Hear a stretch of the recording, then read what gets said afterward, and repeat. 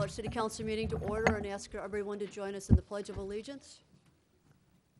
I pledge allegiance to the flag of the United States of America and to the republic for which it stands, one nation, under God, indivisible, with liberty and justice for all.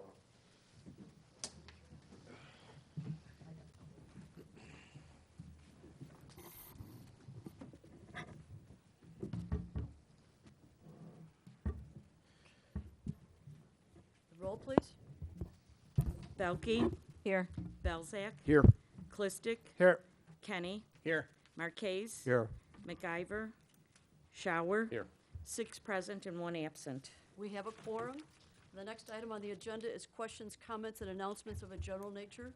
This is for the public to address the city council on any items. It doesn't have to be an item that we have on the city council agenda this evening, but something that they wanted to discuss with us. Please step forward if you want to speak with us. I think, Jocelyn, I think you wanted to. Yeah. Yes.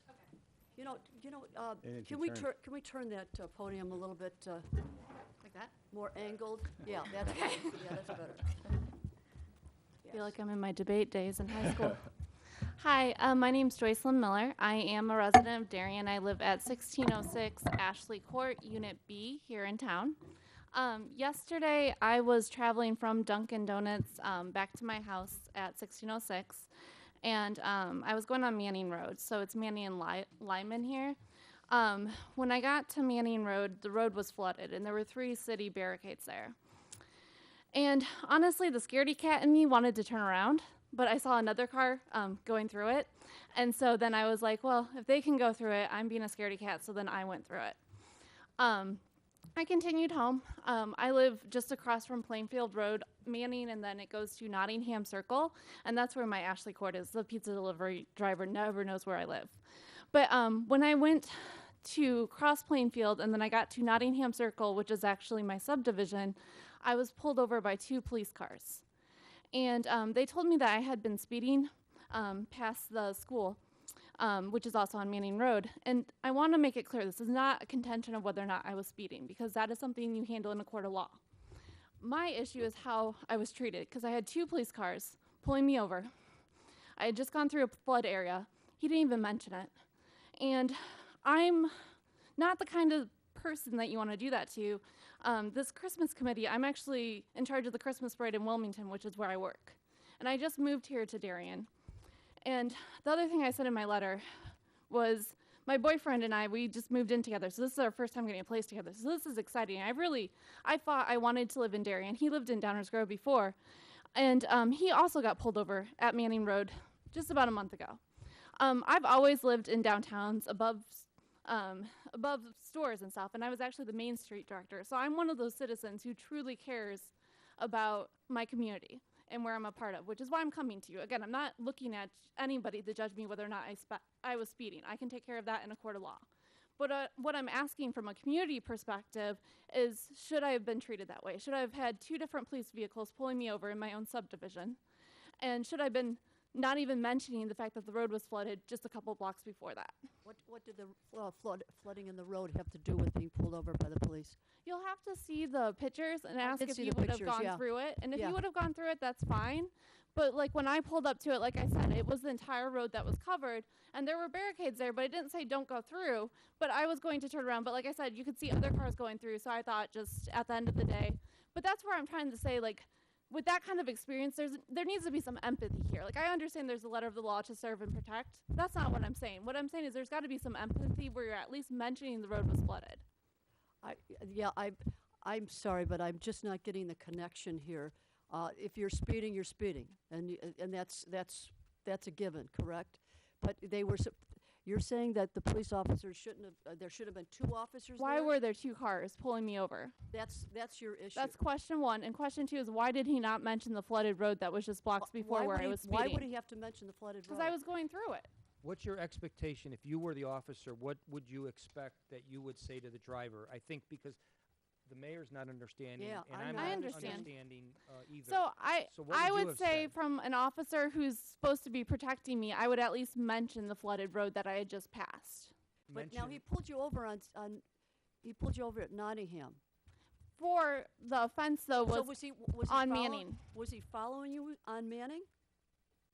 How would he have known that you drove through the flooded area? because he was essentially following me all the way to Nottingham From where? From the flooded area? from Manning. Did you see him? Did you see him on Manning? To be quite honest, because of the flooding part, I wasn't looking in my rearview mirror. So he could. I was looking face forward, But- driving home. But it means he could have been coming the opposite direction and flipped a U-turn, or he. Could He have wasn't. He told me as much.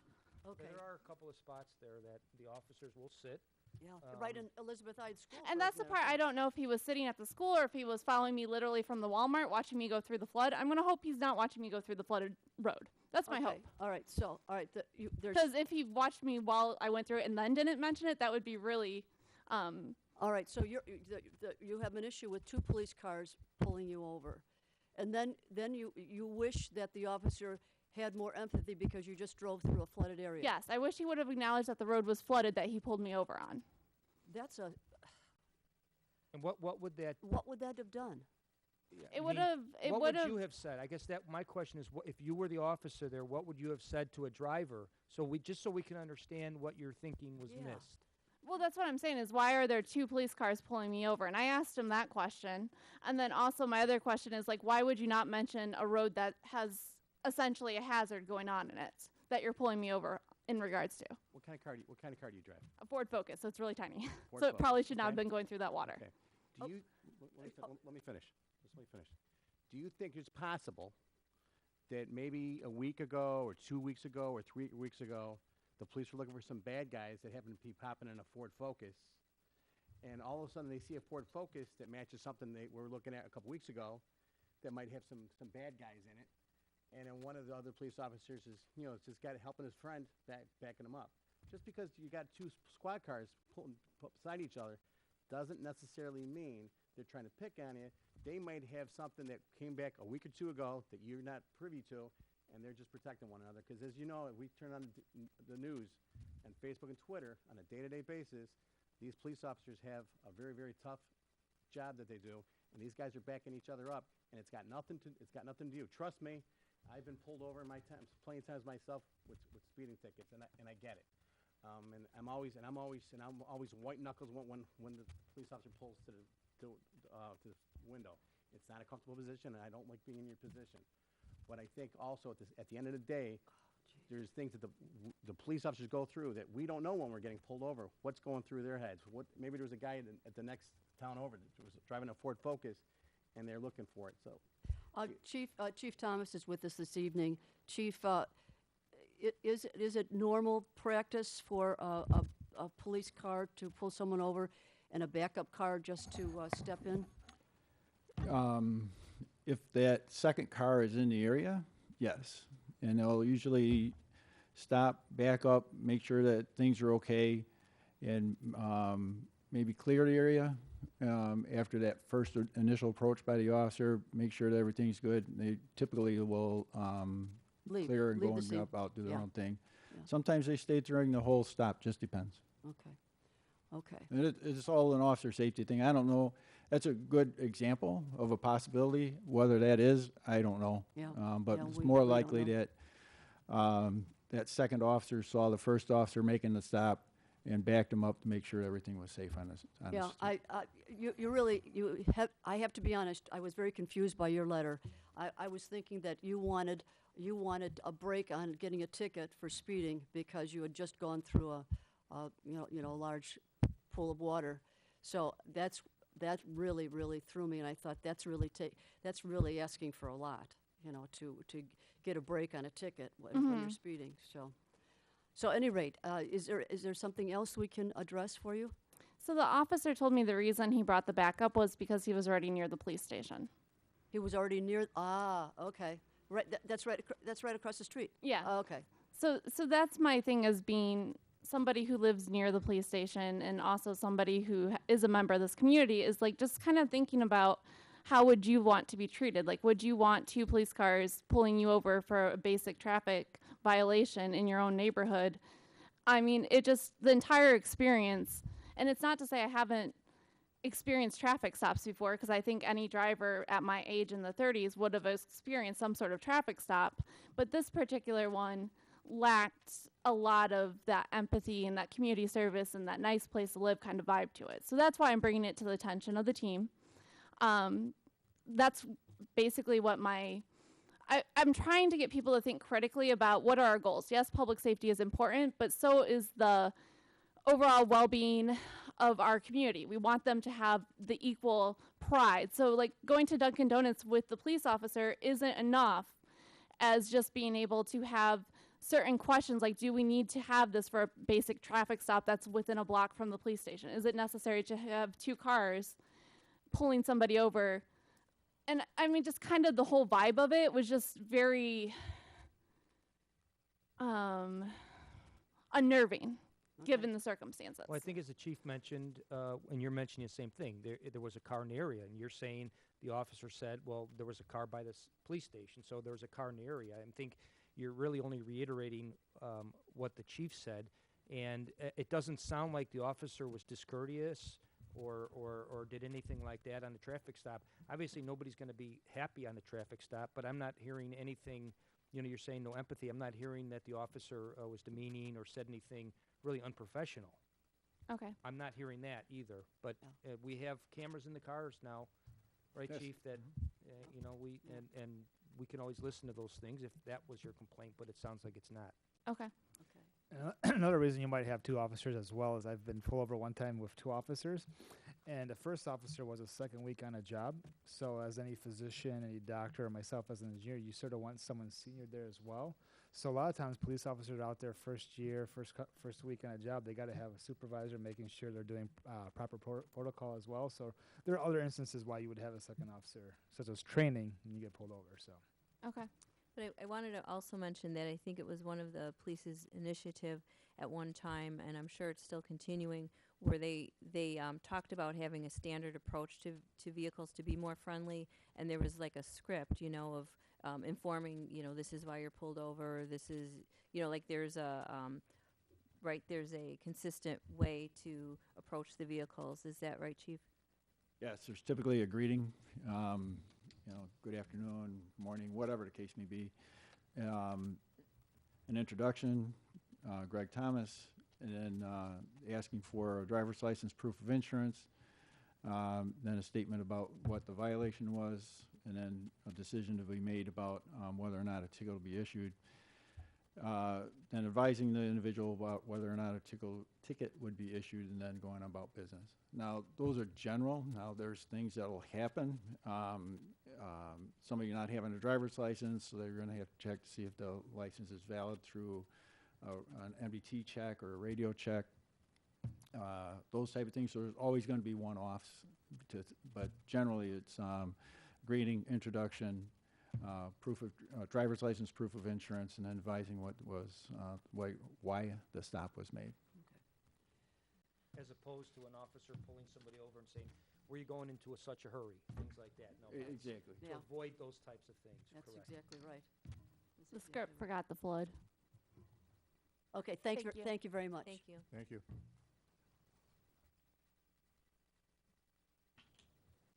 Did anyone else in the audience want to address us? Let's move on to the approval of the, I'm sorry, just one last thing I think we neglected to mention. Alderman MacGyver, whose, ward encompasses that area, on more than one occasion does get requests for police presence there because what they perceive of as speeding. So we have done traffic counts there, and that is an area that, we do get requests to monitor that, which is similar to a lot of our thoroughfare streets, whether it be 67th Street, Bailey Road, places, and we're not there, I think it would be great if we didn't have to give any of the tickets, but Yeah. that is one area that we have gotten requests from local residents. I agree. Thank you. Thank you. Let's move on to the next item is the approval of the minutes of October 2nd, 2017. Do I have a motion to approve? Alderman Kenny, second by Alderman Belke. Are there any additions or deletions for the clerk? Then the roll, please. Kenny, Aye. Belke, Aye. Clistic, Aye. Shower, Aye. Marquez, Aye. Belzak. Aye. 6 ayes, 1 absent. The minutes have been approved. Let's move to receiving of communications. Alderman Marquez. Thank you, Madam Mayor. I had reason to talk to Mr. Jim Getzinger today. Jim is not a resident of Darien, but he actually lives on the border of Darien on Portsmouth near Nantucket. If you're familiar with the area, there is a Darien Park that's almost right across the street from Jim's house, and the area really is more of a retention area than it is a park. And the street has a tendency to flood, and the residents over the years have had issues with standing water. And Jim wanted to let me know today that Dan Gombeck's crew came out and they worked on a grate that's in the park, actually in the park. And when they couldn't get the water to go down fast enough, they actually came with a backhoe and lifted the grate up, and the water flowed in there, and it saved several homes from getting water in their basements. And so he just wanted the council to know, and he wanted Dan Gombeck and his crew to know that as a non-Darien resident, he truly appreciated what you guys did and how it helped him and several other non-Darien residents. I think you will let the crew know for sure. Thank you very much for that. Any other communications to share? Alderman Kenny? Thank you, Madam Mayor. I got a couple of them. I have communication from Vince Esposito, the 7300 block of Summit. His property is at Carroll, so he's at Summit, Carroll, and GG Lane. And last week, some younger drivers driving a little faster than should be down GG and lost control of their truck and right into his wrought iron back fence. Took a nice chunk of the fence out. He's hoping at some point we can get a stop sign at GG and Carroll. I've already talked to Mr. Gombeck in relation to this item.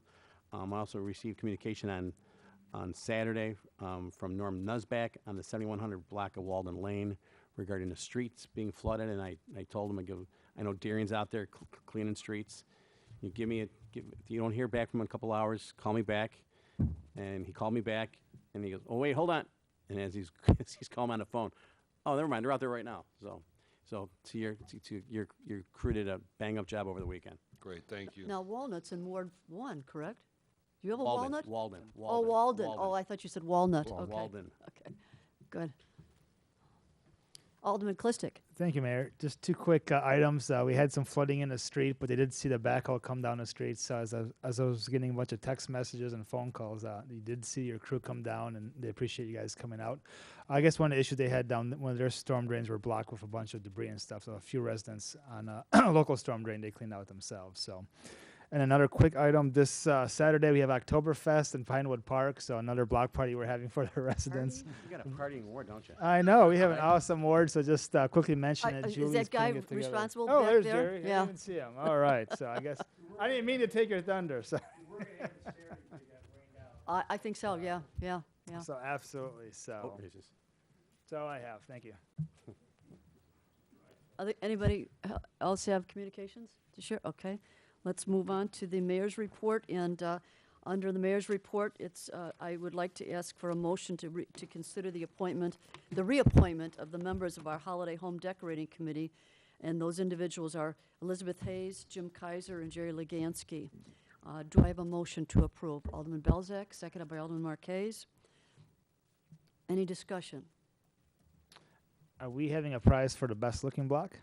The best I looking know that block. was discussed last year. I know I have a lead on that, but just curious if there's an award Best for that. looking block. Or best Whoa. lit block, or however we want to call it. Wow. To motivate more people to do Motivate, it. correct. The whole street being lit up. Well, we have individual houses, correct? That's what we do now. Okay. Well, we're going to have to consider this for the future about Doesn't have to a be an whole award, block. but maybe an honorable mention. So We would have to. You could start out with honorable mentions for sure, but we need to advertise that, and this is October 16th, so we're going to have to get on the stick advertising the holiday home decorating. a couple Who will awards do that? competing. Mr. Vanna, who will get that out on our? We'll get that on Direct Connect. We and- need to get and that out right Facebook. away. Um, Throw out the idea of blocks getting together to decorate. And I'll be clear that it's honorable mention and no cash, so we're clear up front. Yeah, for sure. Okay. Any other discussion? All right, then the roll, please. Belzak, Aye. Marquez, Aye. Belkey, Aye. Shower, Aye. Kenny, Aye. Clistic, Aye. 6 ayes, 1 absent. Would you please come forward and be sworn in? Are they sworn in again? Oh, yes, they had to, you have to be sworn in again.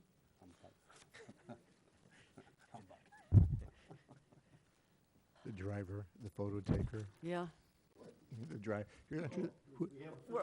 Wait a minute, who's the driver? I drive. Oh, baby driver, huh? Who takes the photos?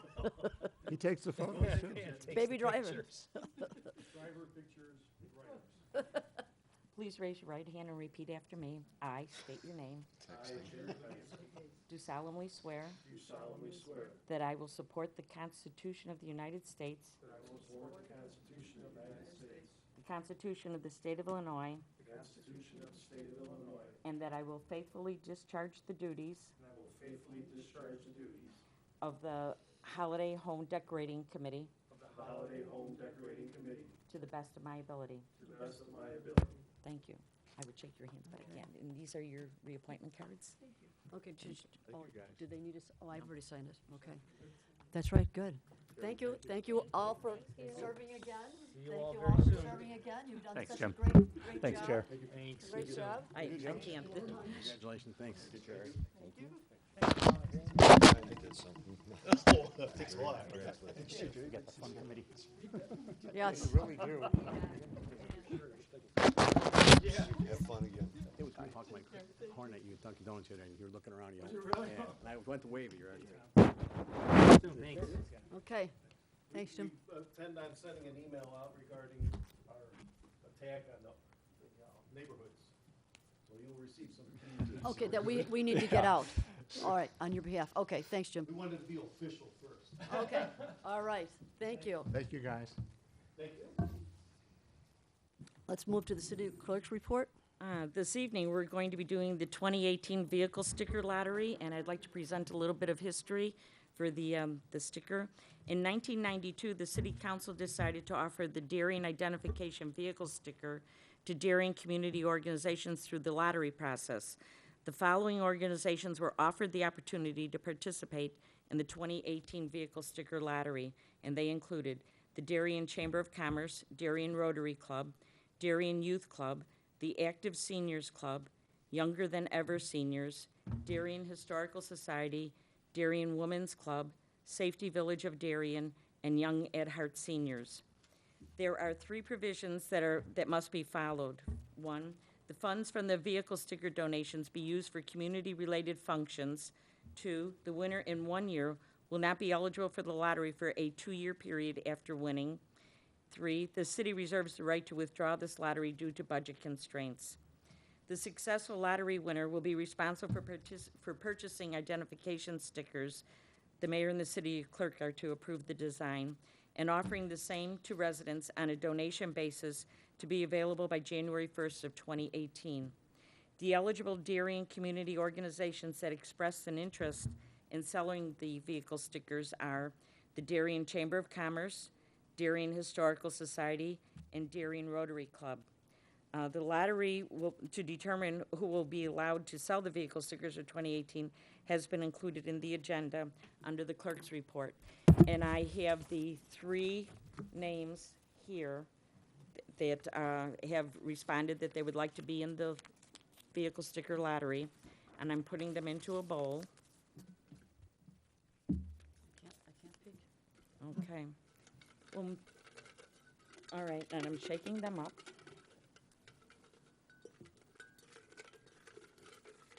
All right, you can just, Like the Academy Award. Okay, Yeah. I know, oh, jeepers, I just, I can't get my fingers in, okay. okay. And this year's winner is the Chamber of Commerce. Okay, all right, And they let will them be know. notified. Okay, thank you. Let's move to the city administrator's report. No report, Mayor. Thank you. Okay, and department head reports. Chief, are you going to go over your, okay, I got a couple of quick ones, I think. okay. One was a little bit in follow-up to, I think her name was Jocelyn, Ms. Yes. Miller. A couple more emails went back and forth between aldermen, and one had mentioned that they get complaints about too much traffic enforcement. So I thought I would explain a little bit about traffic enforcement. This doesn't sound like it's on. Is it okay for you guys? Oh, it's, when you just hit it there, it sounded like it was Okay. active. Anyway, so I did some little looking up some data. 62% of our stops are for some type of moving violation. Obviously, moving violations are important. It's what causes accidents. So those are important. About 38% of the moving violations are for speeding violations. You know, just a little hint, the faster you go, the more likely you are you're going to get a ticket. Those that have traveled more than 20 miles an hour over the limit, 97% of the time to get a citation. Just a little bit. You might hear ticket, you might hear citation. Usually when ticket, it just means either a citation or a written warning. So when I say citation, it means something where you're going to pay a fine. So at 15 to 20 miles an hour over, it's about 65% likelihood that you're going to get a citation. And it really drops if you're driving under 14 miles an hour or stopped by the police. About 5% of the time you'll get a traffic ticket. So the opposite would be 95% of the time you'll get a written warning.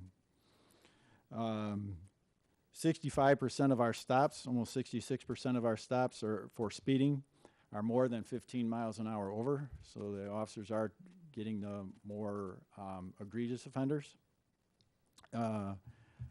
This year, just as a side note, had nothing to do with speeding, as Jocelyn had brought up, but I did notice that we had a 91% increase in DUI enforcement this year, so that's a nice thing to see. Traffic enforcement, going back to some of the conversation earlier and what led to my monthly report this month about traffic enforcement and the like, we really come up with two reasons, two strong reasons. There's always other stuff going on, but we measure driving public safety through accidents. And so the lower accidents, the happier you are. And general terms, the safer you are when you drive. So we want to have few accidents. And the other one is, that's a goal. The other one is community engagement and community policing. And so we want to go to those places where the community has advised us of issues. And that was, Brian, I think you brought that up about Manning Road. That one's frequently complained about, and so we do a lot of enforcement along Manning Road. Talking about police officers doing too much traffic, you look at three things with officers' calls for service. The citizen-generated calls for service, stuff that people will call 911 about or call non-emergency about, and an officer response, a citizen-generated. Administrative things, you know, as simple as calling out a service just because you got to get fuel in the gas tank, car cleaned, restock some papers or other equipment that you used, those type of things. And then the third major category is officer-initiated activity. Sometimes it's referred to as SIFA, self-initiated field activity. Other times it's referred to as officer-initiated activity. Regardless, it's that time that you're not on a call for service or you're not taking care of some other administrative tasks. So that's the patrol things. That's what you're trying to initiate. So out of that uncommitted patrol time, that time that you have to do self-initiated field activity, about 26% of the time it's traffic related. So 75% developing any number of other things. Could be community engagement, a criminal matter, whatever the case may be, even quote-unquote random patrolling. So personally, I like to see that. I think that when you look at the amount of tickets that are issued, the warnings given, the officers are using good discretion. The amount of time devoted to traffic, I think, is a good amount. Personally, I think it could even be a little bit higher. But definitely doing a lot of good work out there, and hopefully that'll translate into fewer accidents. Right now, the accidents are pretty flat. No great increase. I think they're up by 2 in comparison to the prior year, but nothing outrageous. So, any questions about traffic enforcement? Well, you did a very extensive explanation of our officers and the number of warnings they give versus tickets. Correct. And Do you feel that that's a good relationship between those two, that the warnings are much greater? They give warnings to motorists more than they give them citations. Yes. Yes. And I do think that that's appropriate. The goal is not to write tickets. The goal is to make sure that the driving public is safe. So when an officer makes a stop, he's going to try to determine through that quick interaction to determine whether that person is going to continue that driving behavior or not. And then, so the egregious speeding, the egregious, not reckless driving to the point, but where you're weaving in and out of traffic and doing aggressive driving, probably going to get the ticket on those. Your response when the officer talks to you and you're in denial that you're violating the law, you're probably going to get a little more stronger reminder that driving safety is appropriate. Contrite and understanding and agreeing with the officer, not necessarily agreeing with the officer, but understanding that they violated the law, that goes a long way to the officers thinking that, well, this person understands it, gets it, I'm just going to give them a written warning. So I think the balance is pretty good. Chief, you mentioned as part of that, as part of the numbers, the DUI, I think you said stops or arrests or tickets have gone up. I don't remember if you mentioned it at a public meeting. I know you and I talked about it. A couple of our officers were recognized for DUI enforcement. Yeah, I was debating about when to talk about officer citations, or not citations, well, awards. And we had an officer that was awarded through MAD, Mothers Against Drunk Drivers. AIM, it's another major organization that looks at reducing DUI through DUI arrests and stuff. So Officer Jump this year was sent down to, I think it was Springfield, to receive an award for his DUI enforcement. Okay. And we actually had 3 officers. And Are you going to one bring was, them to a city council meeting to be we'll recognized? talk about it. Then we had actually have a pretty good videotape. I'm going to try to get in this show. I have to get permission from the mother of the choking child, but it's on videotape. An officer saving the life of a young baby, so it was pretty cool. It was awesome. One of our officers? Yes. Wow. So he got a life-saving award earlier. So anyway, our task force officer got an award. So a lot of different things going on. So yeah, it's not just Correct, I think yes. the DUI was a nice one. So anyway, I was going to put that together as a part of a monthly report or annual report, just looking at timing was good for it. How'd they So, get, yeah, I'm sorry, go ahead. how'd they get the video, Chief? Through the dash cam or? Dash cam. So the resident that posted a message on Facebook regarding me being the culprit for the September 29th, the Route 83 Yeah. tickets by our police department, hopefully I'll take is credit. watching this meeting I'll tonight take credit to know. for that one, Mayor. Yeah. The and I did write about that pretty extensively. It's about a page and a half on the September monthly report. And we put out a notice about special enforcement along Route 83 and described the day, described the activity and why we were doing what we were doing. It wasn't a roadside safety check or anything like that. We weren't blocking off the roadway and doing seatbelt enforcement or anything wacky like that. I don't necessarily agree with those. I don't either. I don't either, Chief. Okay. Well, good. Then we won't have a problem. I remember These, the previous police chief wanted to do that, and I said, absolutely not. No, Yeah. no seatbelt checks. Yeah, they're, depending on the circumstances, there may be a right time, right place for something like that, but as a general course of action, I disagree with them. The response to that posting and the warning about being out there was this aggressive revenue-generating campaigns initiated by our elected officials in the name of safety are a travesty. Please do not use our police force as a tool to generate revenue for our communities. Creates animosity towards our officers and distracts them from real crime fighting in our community. Shame on you, Mayor Weaver. So another thing, in my response, I talked about at no time was I directed by anyone to do this. In fact, it came through a request from the Illinois State Police to Commander Pickley, who's in charge of operations. He came and said, hey, are we going to participate? And I said, sure. So we did. Again, back to those goals, we talked about always for public safety, not just because we want to write traffic tickets out on Route 83.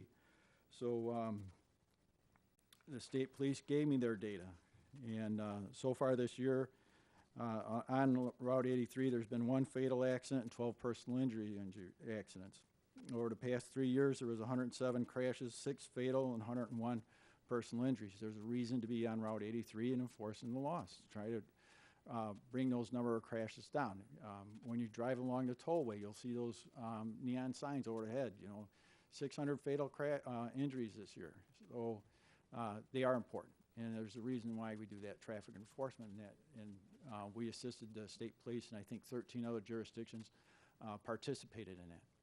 Even with that participation, I think 56% of the stops that we made, we wrote tickets. So was it 44% of the time they got a written warning? So long way away from a revenue grab in the whole process. And I looked at our ticket generation and what we get back from the clerk's office through citations, and I forget what the number is. It's in here. It's like 0.007%. So well under 1% of the overall city budget is generated through tickets. So we're definitely not getting rich through tickets. And it's really until somebody comes up with a better way of punishing poor driving behaviors or anything else. Fines has been the typical way of trying to enforce and impressing upon people to comply with the law. Obviously, you can get rid of all that with just voluntary compliance. It's easy. So unfortunately, that's not where we're at, and sometimes police officers force compliance through tickets or traffic stops, written warnings, and the like. So Chief, anyway, there's a. I'm sorry. It's a long write-up, but you can look at that, and if you have any questions, give me a call. It was very informative. Yeah, I mean, I read as it. we put out the notice of the extra enforcement, we'll certainly put out the notice of the results. I think that's fair. We typically Oh, don't yeah, get. and the Yeah. results are in here if they, and Yes. if they Yeah. care to look. Yeah. And we obviously we post these, and we can take bits of it out and throw it on Facebook or whatever we need to do to respond to So, Chief, those type of comments. As an example, just for math purposes, let's say there's a $100 ticket. I don't know what percent comes back to the city. Do you know what that is? Because it's I actually can get pretty close. Most tickets are about $120. The first $15, regardless, goes to the Illinois State Police right off the top. So without state paying for your car, your equipment, your police officer salary, anything, there's money right off the top. Then there's all these different percentages. Some that goes to training, some that goes to state attorney's office, all those other things. So out about a $120 ticket, about $28.33 come back to the city. You have to pull over a lot of cars to make that worthwhile, right? I think Alderman Clistic has a spot in his ward that you identified, or your residents have identified, the intersection of, what, is 79th and Farmingdale. Yeah. And I commented, actually, I wrote a little comment when you sent that suggestion in. I thought, isn't it wonderful, our very own residents blowing blowing stop signs? Stop sign. Isn't that wonderful, that our very own residents do that? So. Yeah, it's I've gone through this several times, and it's funny in a way that a lot of times that people are complaining about issues in their neighborhood, about speeding, about stop sign running, and those are the actual neighbors in those areas. It's not somebody coming from outside the town or those type of things just blasting through. So it's interesting. Yeah. For sure. And as a little bit of feedback, the chief mentioned, the comments on Facebook, and what we've done at the staff level, because people will make comments and they start going back and forth, and we typically, probably in all cases, don't respond to just comments. But if somebody has a question, we try to put the answer out, whether it's Public Works or whether it's a police issue. And that's what we want. We really want the questions. We want the answer. Somebody's opinion, it's their opinion. But anybody wants the facts, they want the information like the chief is providing, we love to give that out. So whether it's, chatting on Facebook or whether they directly contact myself, the chief, or Dan, we'll get all that information out. There's no, nothing secret, nothing hidden. We want to get the residents with the most information we can. But again, if there's just chatter back and forth and comments, we just aren't going to get involved in that. Alderman Belke? Yes, just feedback on this. I found it very helpful and useful, some of which I would think would have helped, up front too, maybe like how we're going to do a follow-up with some highlights in here, maybe if we do this again, to do some bullet points of what we're trying to accomplish as a community, and then maybe even grab some of the stats from the prior year, if you do this more often, of how it was successful in the past. Chief, did you just say you were going to get some of that information out right away? It's in there. It's- Right, well, but it's I'm in saying the on, report on itself. the front end too, before, Oh, Other than front know, end, I'm not just gonna know what what the results are. no, not the results part, just what we're trying to accomplish in what, like you have a couple paragraphs here about, how, because people may not connect the dots with, just stopping people and then end up, finding they're in violation of something else, or, all these tips of why you do it Oh, sure. also, yeah. Yeah, Chief, I don't remember, we put out the information on Direct Connect Facebook, those types of things. I don't remember if it was our press release. I'm thinking it was something from the state that gave some background and history. The announcement itself, you're correct, it And the came from the announcement, state. correct, but I don't But remember- I think that's a little bit different than what Alderman Belke's talking about. And you're referring to more of that information that, like the Timothy McVeigh, why we make traffic stops are beyond just, the speeding violations. It encompasses other a lot of benefits different to Yeah, I it, things. just don't yeah. recall what was in that press Yeah. release, but we can certainly add to it next year. No, very good. thanks, Thank you. Chief. Thank you. Dan, do you have a report for us? Moving on to more exciting things, the Public Works field. Good evening, City Council, our residents at home. Just real briefly, Saturday, or I should say Friday into Saturday, we had approximately anywhere from 6 to 8 inches of rain that fell throughout the area. With that said, we did have about 29 concerns that came into our offices over the weekend. First of all, and foremost, when residents have a problem over the weekend or after hours, please call 911. If there's a bad weather situation, 98% of the time, we're already out. The calls that we received ranged from some pumps that had failed. That was majority of them. In a couple cases, there was some sanitary sewer backups.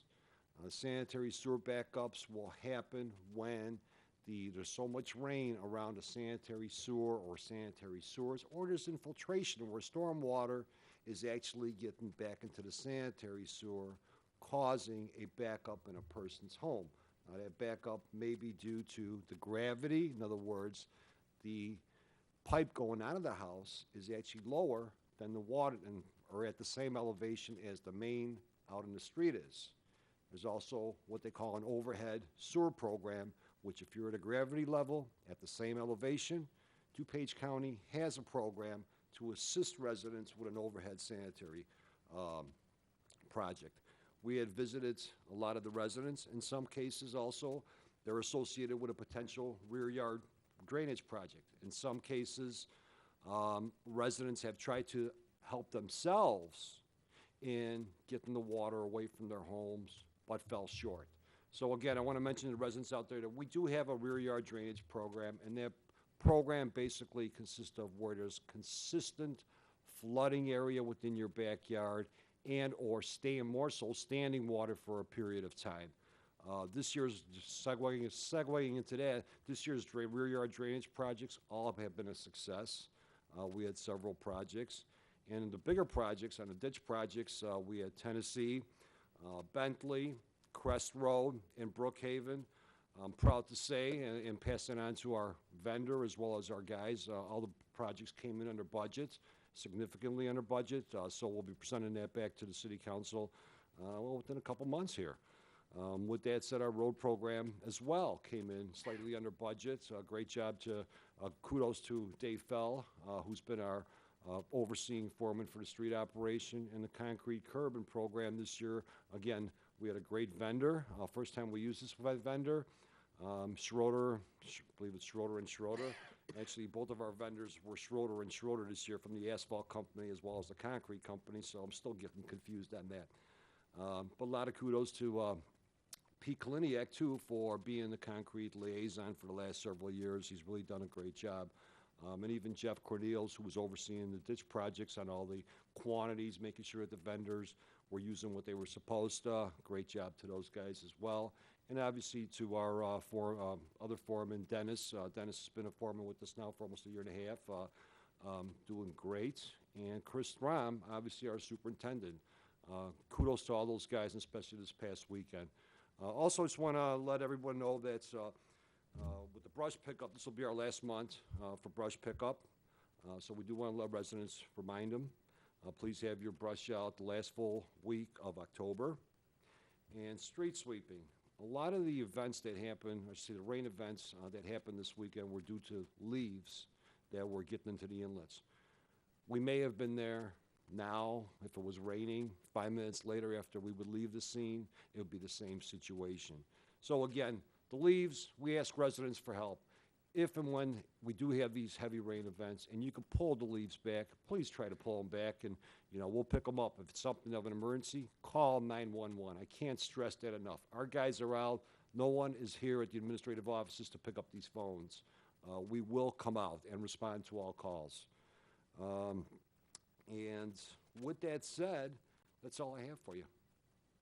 Any questions for Dan? Yes. Dan, I'm sorry.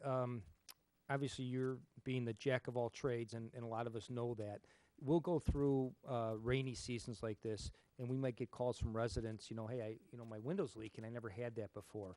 Over time, things are going to change every year, but especially a storm like that where it's really windy, we'll put something out on Direct Connect for residents, how to prepare for the rainy season.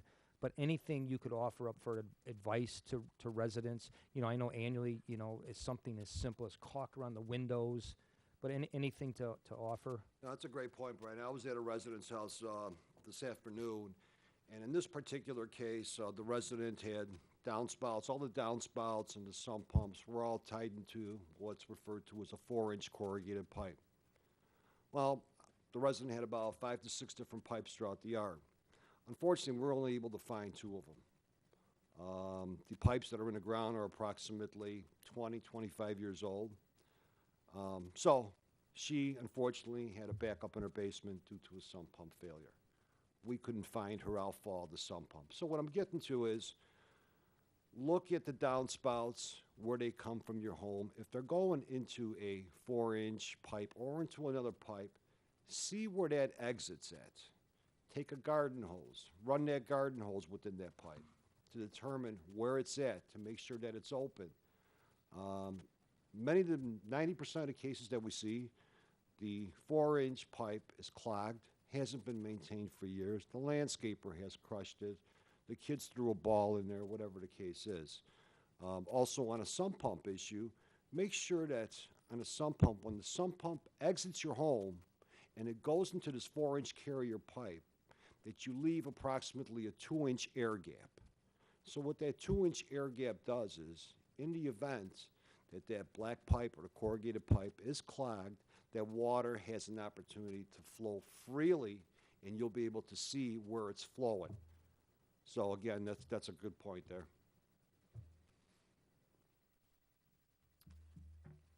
Alderman Belke? Switching gears a little bit, the Sawmill Creek, we all got that study. Can you tell us what the next steps are? And I guess what stuck out to me is the percentage that's related to Darien versus other communities. Correct. What it is it's a public forum. DuPage County has to conduct a public hearing for the Sawmill Creek branch study. What the branch study does is it gives DuPage County the opportunity to apply for additional grants. Grants through the EPA, and this is one of the requirements. Now, I'm not 190% clear on what the topics will be, but it's my understanding of the presentation, it will refer to best management practices. And to make it a little more simpler, let's say there's a head wall at an intersection, and that head wall is a lot of erosion around it.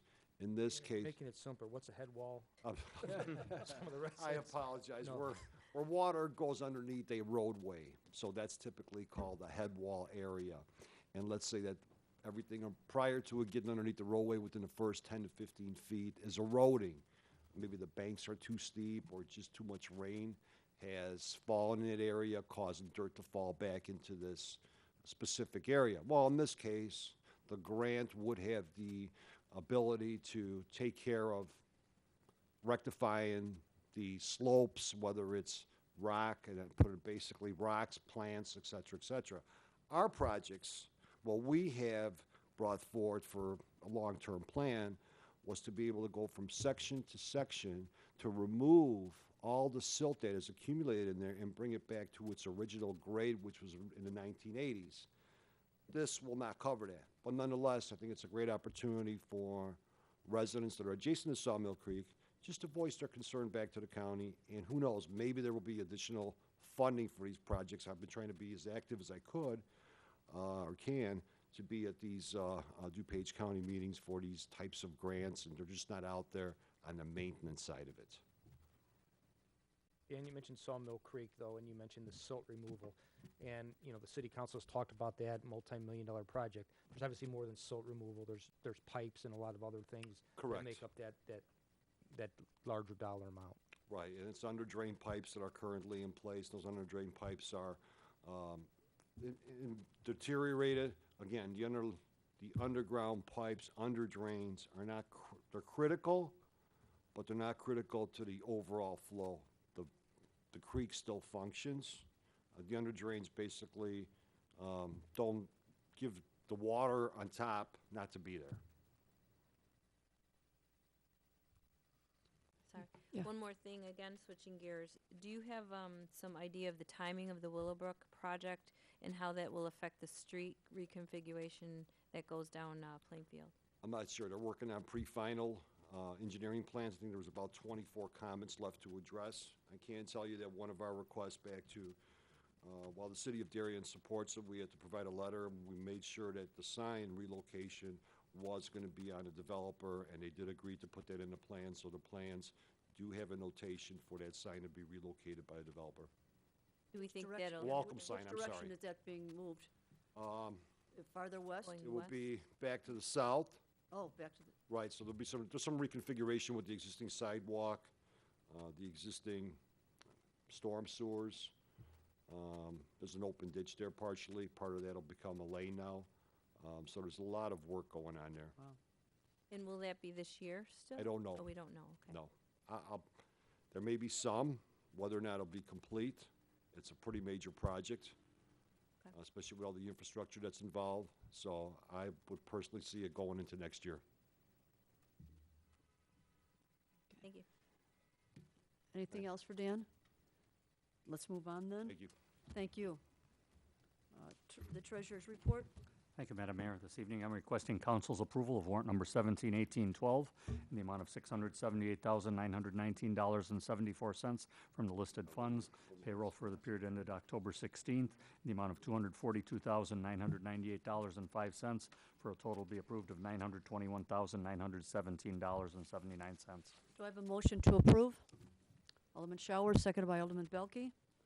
Any discussion? No questions for the treasurer? All right, then, the roll, please. Shower. Aye. Belkey. Aye. Marquez. Aye. Kenny. Aye. Clistic. Aye. Belzak. Aye. 6 ayes and 1 absent. The warrant has been approved. Let's move to standing committee reports. Alderman Marquez. Thank you, Madam Mayor. The Municipal Services Committee is meeting next Monday, October 23rd, here in the council chambers at 6:30 p.m. Alderman Shower. Thank you, Madam Mayor. Our next admin finance meeting will be held on Monday, November 6th at 6 p.m. in our upstairs meeting room. Yes. My quarterly time. The Police Pension Fund will have our quarterly review of the performance of the Police Pension Fund on Wednesday, October 25th, across the street at Police Training Room at 7:30. And is there a police committee report at this point? Is a date been set, Chief? It was canceled for this evening. For this evening, for okay, this but no date. You have a date? Yeah. Well, I Tina, have, would- it says Monday, October 20th, but today is the 16th, so I'm going to say no. Yeah, that meeting was canceled, so, okay, we don't have a date then. We'll just wait till the next meeting. Okay, Alderman Belke, do you have something? No, I was Oh, trying okay. to help out with the date, but it's the third Monday of the month. Well, we can report it at the next meeting with the correct date, because Okay. this was incorrect. Oh, November 20th is a Monday? Okay, let's move on to the next questions, comments, agenda-related. We didn't have an opportunity to discuss in a work session. Does anybody have any questions on the item? Yes, Alderman Kenny? Question, Madam Mayor. Brian, or Administrator Van and myself were discussing the levy being, even though this meeting doesn't determine the tax levy, it's a discussion, and we have it on the consent agenda as we're voting on it. I think because of the magnitude of what, of a tax levy should be, just wondering if we could possibly remove both these items off of consent, because you can't have one item on a consent. So if we can remove items A and B to new business, so we can discuss them openly. Okay. All righty, then we will not have a consent agenda.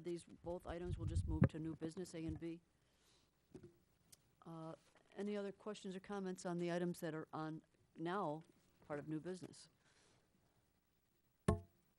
Alderman Belke, I yes. guess, we could talk about the levy itself at this point. Well, we could do it now that they're both items under new business. We can have that opportunity then. Okay. Would that be that's fine. okay?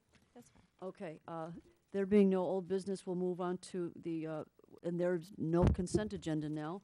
So let's move to the first item under new business is a consideration of a motion to grant a waiver of the raffle license bond requirement for signature events on behalf of Perfect Pooches Adoption Agency. Do I have a motion to approve? Alderman Belzak, seconded by Alderman Klistic. Discussion? This signature event runs all their events at Chuck's Southern Comfort Cafe, and this is just one of them. It's a fundraiser. So, any questions from anyone? Okay, then the roll, please. Belzak. Aye. Clistic. Aye. Shower. Aye. Marquez. Aye. Belkey. Aye. Kenny. Aye. 6 ayes, 1 absent. The motion has been approved. Item B is consideration of a motion to approve the tax levy determination for general and special purposes for our fiscal year 2017-2018. Do I have a motion to approve? Alderman Marquez, seconded by Alderman Kenny. Discussion. And Alderman Belke? Yes, thank you. I think you all got an email that I sent Brian. I had a couple questions on the levy, and what I wanted I to don't do is. think that went out, Alderman. Oh, it didn't. I was Okay. I was copied, but Yeah, I just sent that out, that was answered your questions Okay. there, but- So really, and I'll start with what my initial questions were and then kind of where it ended. But I just wanted to take a step back to talk about, how we paid off that 2007 BGO bond, and some of that money, is rolling into this levy as far as a no change of what we levied before and what we're levying now. And I think almost since the time I've been on this council, we're pretty much levying the same. So I just wanted to understand more of all the numbers so that maybe there would be opportunities to take that down a little bit, just to show, that we're trying more aggressively to try to take down some of these, our taxes, basically. So, I noticed in the difference, even though the number's the same, we have the police pension going up, and then some of the other items above going down, and I understand that, and we do have to tighten up, these pensions and make sure we're getting to the funding that we want. So Brian, if you want to provide a little history of what you provided me in that email, and then talk about, how I wanted to also bring up the other financials with, the other taxes that we impose as a home rule, and try to see where we are, what did we estimate versus what we're actually getting, and then have that discussion, if it's not appropriate at the abatement time, at the levy time, maybe there's that opportunity at the abatement, as we've done always in the Yeah, past. yeah. Yeah, the tax, the amount that the city is receiving in tax dollars, so what we received last year, and actually for a number of years now, this particular tax levy determination is asking for what is called the extension, or what we received from last year, and that's been, again, a number of years. I don't remember exactly how many. And about 3 years ago, we did pay off a bond early in the Capital Projects Fund, And we did that by borrowing about 880,000 from the general fund in order to pay that back, save a certain amount of interest in dollars. And over the first year, we paid back about 497,000 of that. And I think this current year, we are paying off the balance of that, so about 390,000. And I think the question Alderman Belke had asked about the levy is, is this the right amount? Should it be less? And I guess in a nutshell, my response is the city council can abate property taxes all the way through really the end of March. So we levied an amount equal to last year, but the council really hasn't talked about the budget yet and the spending or things. So I thought and suggested that the best time to really have an abatement is as part of the budget discussion. And the alderman had asked also about, the status of certain revenues, but we just completed the audit. So I took a look at that, and we'll be talking with the admin committee next meeting, comparing budget numbers to actual numbers. But based on the audit, that came up about $500,000 positive as a fund balance in the general fund versus what was anticipated to be actually spent. Not what was budgeted originally, but when we came back for actually this current budget and said, we're going to estimate all these numbers come out here, we're about 500,000 better. And typically what the city has done, once we get that report, we go to the admin committee, and then any amount in that balance over 3 months operating reserve will go into the capital projects fund. So we'll get a little better idea of that, hopefully at the next, maybe the second council meeting. But you always have that opportunity to abate. So and you specifically asked about some of the revenues, like the food and beverage tax. Right. I think that's Yep. a very interesting. The food and circle beverage back. tax last year ended up higher than we anticipated. This year, it's running at about 5% better than it was last year, and the gasoline tax is running almost identical. But again, it's a little bit early. We'll have much better information as we get into the budget season. In terms of if the council's interested in abatements, then we get to look at the 3 years of projects, 3 years of expenses, 3 years of roads, things like that, and other projects that maybe we'll talk about at goal setting, CAS and 55, those Right. types of things. I just thought it was worth to pause a little bit to Yep. backtrack because, you don't want to just, we did it last year, without some discussion of what we're really So we're really thinking about why we're doing it, and we're not just Yep. carte blanche going along. Right. every Well, year. as part of the 3-year budget, what we're doing with this tax levy follows that plan. So in terms of, just routinely doing what we did last year, because we have the 3-year budget, I consider that the city's 3-year plan for property taxes. And that plan shows the police pension grabbing a larger portion of that tax levy, and the general part of that tax levy is getting smaller each year. But again, we do look at that over a multi-year period. Yeah, I think what's important to consider at this point, we're levying the same dollar amount as Administrator Van has indicated. We haven't raised our real estate taxes in quite some time. I can't remember the last time we actually did that. So we are levying the same dollar amount at this point, which gives us the ability during the budget, as he indicated, we can cut it at that point. I think you're saying the politically correct thing, that it'd be great to cut taxes for people, and I agree with that. But you know how it works in the budget. I mean, you're fighting for your ward and ditch projects and everything, and every ditch project is several $100,000, so there's different things competing. So you've got to be willing to cut those things in order to cut I would the totally taxes. be willing to do and to, so- to revisit that. I mean, Yeah, but the other thing is, you say we don't raise taxes, but we're finding other ways to get money. I said so I said the real estate the taxes. real estate tax. but- Okay, yes, we're on the same page. The real estate tax, but then we impose these other home rules. So so we're still raising some. But what I like about the other taxes is, non-residents Right. are helping pitch in. So then it would be awesome if we could, kind of offset that a little bit and be able to show something. And we can through the abatement. I'm just thinking if we did it up front, it'd be a little more of an aggressive, But then you really box yourself in that But then you're you have committed, less so that's dollars what- available at But you're budget time. committed then you stick to your budget, you know what I mean? Well, you can make those decisions at budget time. You're You not can. precluded I'm just- from. It's just a different way I wish you different way would. to do it. Yeah, that, I mean, that's an option for the council is, you know, you could, this determination is done as part of the statutory requirements. That's why this isn't the actual ordinance adopting a property tax levy today. It's what is known as the determination of the levy. So the staff takes a look at, you know, the budgets and things, and primarily the police pension fund, because that is the majority of the property taxes. Any bonds we have are already, you know, they're already done with the county and filed, and those aren't changing every year unless we were to prepay. But I mean, that's always an option for the council. But as Mike said, you know, it puts you in a little bit of a bind when you can do the same thing here, really, in just a couple of months from now, when you Yeah, have more information to make an informed decision. Still works that I Yeah. like to discuss. And, Sure. you know, throw that out there.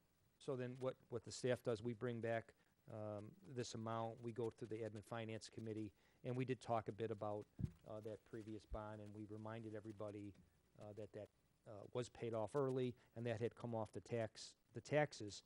So right now, if you wanted that to come off early, it would be about $475,000 out of the tax levy would come off of that. That would leave about $100,000 for just general purpose, versus about $580,000. So that would, you know, even that cut would be about $400,000. And then the 500 that we just discovered through the budget through actual could have offset that.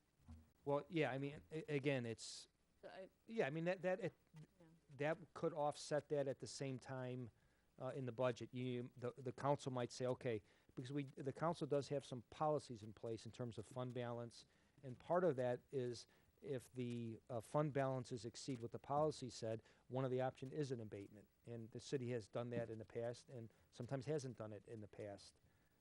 But again, it's 5 balls juggling up in the air at one time to see, you know, so you can make those informed decisions at the time. Okay, I have a seconder and okay, everybody, all right, so if there's no further discussion, the roll, please. Marquez, Aye. Kenny, Aye. Belzak, Aye. Shower, Aye. Belkey, Aye. Aye. Clistic, 6 ayes and 1 absent. The motion has been approved. Let's move to questions, comments, and announcements of a general nature. Does anybody have anything? All right, then I'd like to ask for a motion to adjourn. Oh, my goodness, I can't believe it. Alderman Belke, seconded by Alderman Kenny. All in favor? Aye. Okay. Have a great evening, everyone. Turning the microphones off.